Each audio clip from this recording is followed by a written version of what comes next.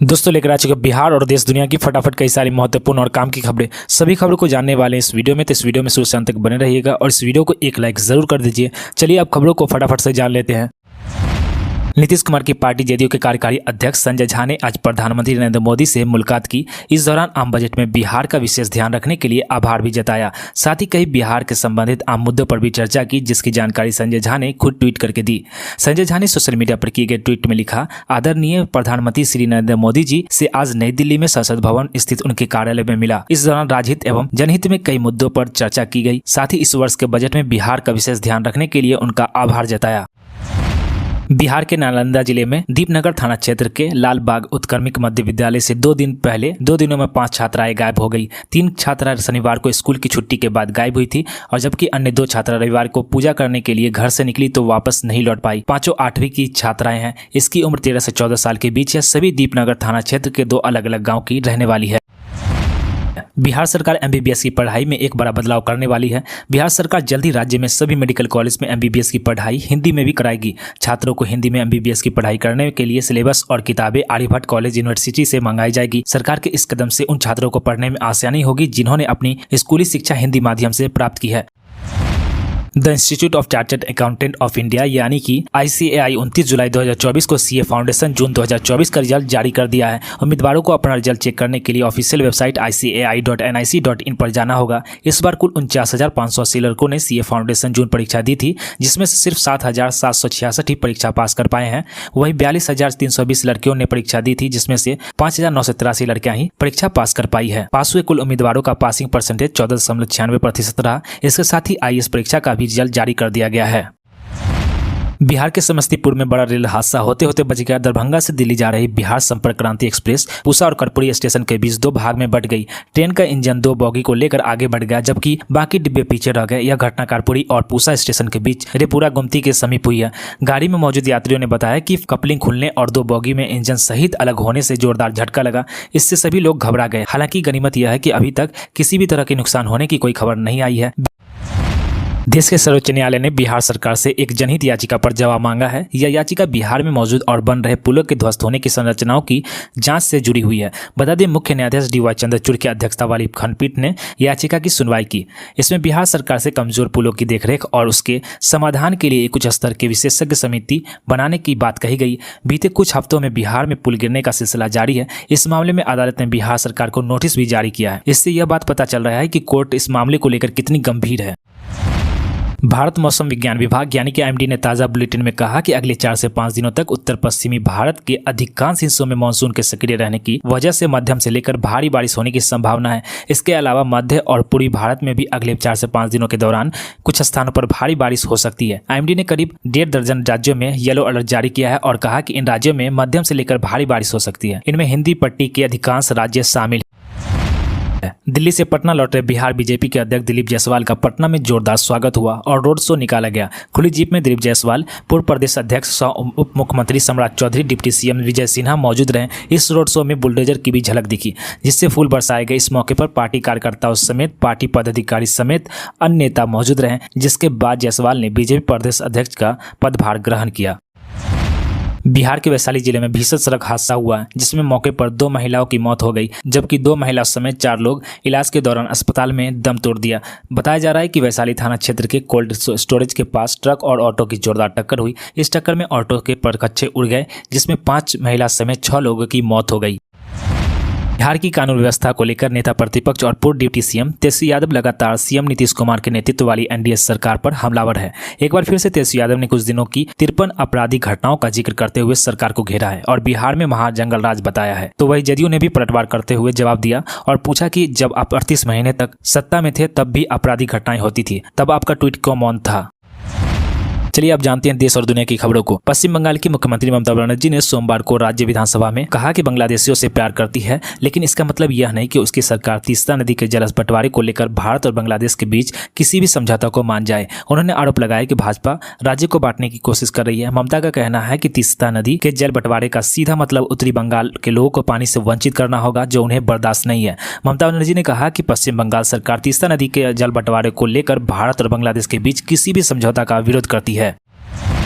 लोकसभा में राहुल गांधी ने बीजेपी का पोल खोलते हुए बजट की हवाला सेरेमनी की एक तस्वीर दिखाई। उन्होंने तस्वीर दिखाते हुए कहा कि आपको एक भी ओबीसी इसमें नहीं दिखेगा, दलित या फिर जनजाति या फिर किसी अल्पसंख्यक अधिकारी इसमें नहीं दिखेगा। राहुल गांधी ने आगे कहा कि देश का हलवा बट रहा है और इसमें 73% लोग शामिल ही नहीं है। कुल 20 अफसरों ने बजट को तैयार किया, जिसमें से एक ओबीसी एक अल्पसंख्यक है, लेकिन इस तस्वीर में वो भी शामिल नहीं है। लोकसभा में नेता प्रतिपक्ष राहुल गांधी ने सोमवार को केंद्र सरकार पर हिंदुस्तान को अभिमन्यु की तरह चक्रव्यूह में फंसाने का आरोप लगाया और कहा कि विपक्षी गठबंधन इंडिया इस चक्रव्यूह को तोड़ेगा। उन्होंने लोकसभा में केंद्रीय बजट पर चर्चा के भाग लेते हुए यह दावा किया कि इस बजट में चंद पूंजीपतियों के एक अधिकार और लोकतांत्रिक ढांचे को नष्ट करने वाले राजनीतिक एक अधिकार को मजबूती प्रदान की गई है, जबकि युवाओं, किसानों और मध्य वर्ग को नजरअंदाज कर दिया गया है। खालसा पंथ की शान और सम्मान का प्रतीक निशान साहिब का रंग अब केसरिया नहीं होगा। सिखों की सर्वोच्च संस्था एसजीपीसी ने आदेश जारी किया है, अब इसका रंग बसंती होगा। यह फैसला शिरोमणि गुरुद्वारा प्रबंधन कमेटी ने श्री अकाल तख्त साहिब में हुई 5 सिंह साहिबान की बैठक के बाद लिया गया है। एसपीजी की ओर से एक पत्र जारी कर इस बात की जानकारी दी गई है। लोकसभा में बजट चर्चा में भाग लेते हुए नेता प्रतिपक्ष राहुल गांधी ने कहा, इस समय देश में डर का माहौल है, हर कोई डरा हुआ है। उन्होंने किसान और पेपर लीक मुद्दे के अलावा देश में फैले डर, बजट और टैक्स से जुड़े मुद्दों पर मोदी सरकार को घेरा। उन्होंने अभिमन्यु का जिक्र करते हुए आज के सियासी चक्रव्यूह पर बात की और कहा कि आज के दौर में पद्मव्यूह की रचना की गई है और प्रधानमंत्री जी उसी व्यूह के तहत किसानों, युवाओं, महिलाओं को डरा रहे हैं। उन्होंने कहा कि महाभारत में चक्रव्यूह में 6 लोगों ने अभिमन्यु को घेर कर मारा था, उसी तरह से ठीक आज पद्मव्यूह में भी 6 लोग शामिल है। भारत मौसम विज्ञान विभाग ने ताज़ा बुलेटिन में कहा कि अगले 4 से 5 दिनों तक उत्तर पश्चिम भारत के अधिकांश हिस्सों में मानसून के सक्रिय रहने की वजह से मध्यम से लेकर भारी बारिश होने की संभावना है। इसके अलावा मध्य और पूर्वी भारत में भी अगले 4 से 5 दिनों के दौरान कुछ स्थानों पर भारी बारिश हो सकती है। आईएमडी ने करीब 1.5 दर्जन राज्यों के लिए येलो अलर्ट जारी किया है और कहा कि इन राज्यों में मध्यम से लेकर भारी बारिश हो सकती है। इसमें हिंदी पट्टी के अधिकांश राज्य शामिल है। जम्मू कश्मीर के बारामूला जिले में विस्फोट की घटना सामने आई है। आधिकारिक सूत्रों का कहना है कि बारामूला के सोपोर इलाके में अचानक हुई विस्फोट में 4 लोगों की जान चली गई है। इस घटना के बाद इलाकों में हड़कंप मच गया है। बता दें, सेना और पुलिस की टीम मौके पर पहुंच गई और इलाके की छानबीन की जा रही है। अभी धमाके के पीछे की वजह सामने नहीं आ पाई है। महंगाई की मार झेल रही जनता को जल्द ही राहत मिल सकती है। प्याज और टमाटर के भाव जल्द ही गिर सकते हैं। सरकार ने प्याज उत्पादकों से 5 लाख टन प्याज के भंडार की खरीदी पूरी कर ली है। बता दें कि उम्मीद है कि कीमतों को नियंत्रित करने के लिए इसे जल्द ही बाजार में जारी कर दिया जाएगा।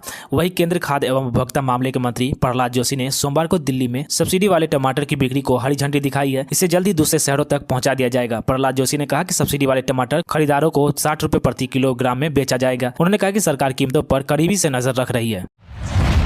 लोकसभा में बजट पर चर्चा के दौरान कांग्रेस नेता राहुल गांधी ने कहा, इसमें किसान और मिडिल क्लास के लिए कुछ नहीं है। उन्होंने कहा कि ये लोग सिर्फ अंबानी और अडानी का ख्याल रखते हैं। इस पर स्पीकर ने कहा कि आप उन लोगों पर टिप्पणी नहीं कर सकते जो सदन के सदस्य नहीं है। इस पर राहुल गांधी ने कहा कि क्या मैं इन लोगों को 3 और 4 बोल सकता हूं या फिर A1 या A2 कहूं। उन्होंने कहा कि इन दोनों का देश का बिजनेस पर होल्ड है, इनके बारे में हमें बोलना होगा। हम चुप नहीं रह सकते। आप चाहे तो इनके बारे में संबोधन के लिए कुछ व्यवस्था दे दीजिए, पर हमें चुप नहीं कराया जा सकता। बिहार में जातिगत आरक्षण की सीमा को बढ़ाकर 65% किए जाने के सरकार के फैसले पर लगी रोक को हटाने से सुप्रीम कोर्ट ने फिलहाल इनकार कर दिया है। नीतीश कुमार सरकार के इस फैसले पर पटना हाई कोर्ट ने रोक लगाई थी, जिसके खिलाफ राज्य ने शीर्ष अदालत का रुख किया था। अदालत ने बिहार सरकार की अर्जी पर सुनवाई को लेकर सहमति जरूर जताई है। चीफ जस्टिस DY चंद्रचूड़ की अगुवाई वाली बेंच ने कहा, हम नोटिस जारी कर रहे हैं, इस मामले पर हम सितंबर में सुनवाई करेंगे, तब तक कोई अंतरिम राहत नहीं रहेगी। कथित शराब घोटाले केस में गिरफ्तार दिल्ली के मुख्यमंत्री अरविंद केजरीवाल की जमानत याचिका पर हाईकोर्ट ने फैसला सुरक्षित रख लिया है। सीबीआई केस जमानत के लिए दायर केजरीवाल की याचिका पर सोमवार को जोरदार बहस हुई। सीबीआई ने जहां केजरीवाल को घोटाले का मास्टरमाइंड बताया, तो वहीं दिल्ली के मुख्यमंत्री के वकील ने कहा कि जांच एजेंसी के पास कोई भी। सीबीआई ने यह भी कहा कि केजरीवाल की गिरफ्तारी के बाद पिछले 1 महीने में उन्हें बहुत सारे सबूत मिले हैं। उन्हें उपलब्ध कराने वालों में आम आदमी पार्टी के नेता भी शामिल है। दिल्ली के ओल्ड राजेंद्र नगर में कोचिंग संस्थान के बेसमेंट में पानी भरने से 3 छात्रों की मौत का मुद्दा आज संसद में भी गूंजा। केंद्रीय शिक्षा मंत्री धर्मेंद्र प्रधान ने राज्यसभा में इस मामले को लेकर बयान दिया। उन्होंने कहा कि ऐसे समय जब देश विश्व शक्ति के तौर पर उभर रहा है, तब राष्ट्रीय राजधानी दिल्ली में ऐसी घटना हुई है। यह हम सभी के लिए चिंता की एक बात है। धर्मेंद्र प्रधान ने कहा, 27 जुलाई को जो घटना हुई है, हम इसकी जितना भी खेद प्रकट करें उतना ही कम है। पीड़ित परिवार के प्रति हम श्रद्धांजलि देते हैं। यह सभी का दायित्व बनता है कि ऐसी घटना दोबारा न हो। इस मामले पर लापरवाही तो हुई है, जिसका किसी न किसी को तो उत्तर देना पड़ेगा। अयोध्या से सांसद चुने गए अवधेश प्रसाद ने रामनगरी में जमीन की खरीदारी में भारी अनियमितता का आरोप लगाया है। सांसद ने यह आरोप संसद के अंदर लगाते हुए सांसदों की एक समिति भेजकर जांच कराने की मांग सोमवार को लोकसभा में उठाई। लोकसभा में केंद्रीय बजट पर चर्चा में भाग लेते हुए प्रसाद ने कहा कि इस बजट में कहीं भी उत्तर प्रदेश और अयोध्या का नाम नहीं है। उन्होंने सत्तारूढ़ भारतीय जनता पार्टी यानी कि भाजपा पर अयोध्या के नाम पर राजनीति और व्यापार करने का आरोप लगाते हुए कहा, क्षेत्र की जनता सत्तारूढ़ दलों को इसलिए नकार दिया है। तो दोस्तों